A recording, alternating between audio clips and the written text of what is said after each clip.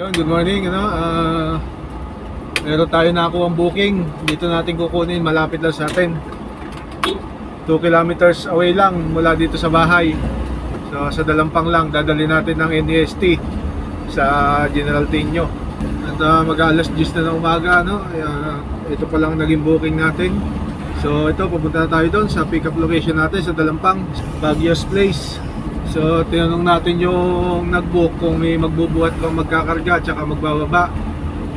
Meron naman daw magkakarga pero sa pagbababa wala. Kaya sabi ko wala po akong kasama kasi hindi naman talaga ako nagsasama. Mga walang helper lang yung kinukuha ko na booking. So dapat ka ako, dinalagyan nila ng extra service na helper para ako hindi ko makukuha kasi ang kukuha nun yung may mga helper. So ayan, napaliwanagan naman siya, maghahanap na lang daw sila ng tagabuhat doon mamaya sa magbababa. So tutulungan ko na lang sila kung hindi talaga kaya. Kumbaga yun na lang yung play natin sa kanila, konting tulong. At yun, dito na tayo sa Baguio's Place. So ito na tayo sa Baguio's Place.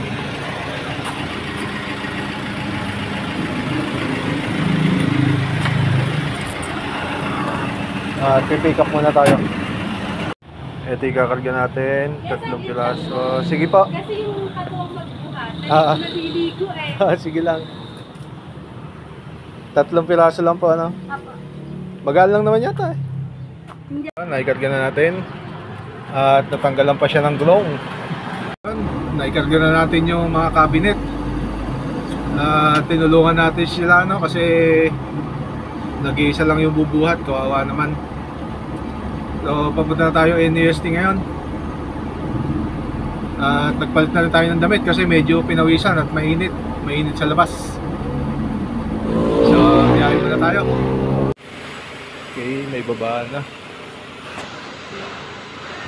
Okay naman, Okay na. So yun, naibaba na natin sa NEST yung ating deliver ng mga cabinet. At pauwi na tayo ngayon para kumain ng tanghalian. So ang layo lang naman nung inon natin kanina, pinikapan 2 kilometers mula sa bahay. Tapos ang deliver mula doon sa pick up hanggang dito sa drop off sa NEST 7 kilometers lang. Kaya medyo okay na rin. At meron na tayong pan diesel. Tuwi muna tayo para kumain. Dito na tayo sa bahay mag-aabang ng booking. Sana meron pumasok pa. Alas 12 na ng tanghali.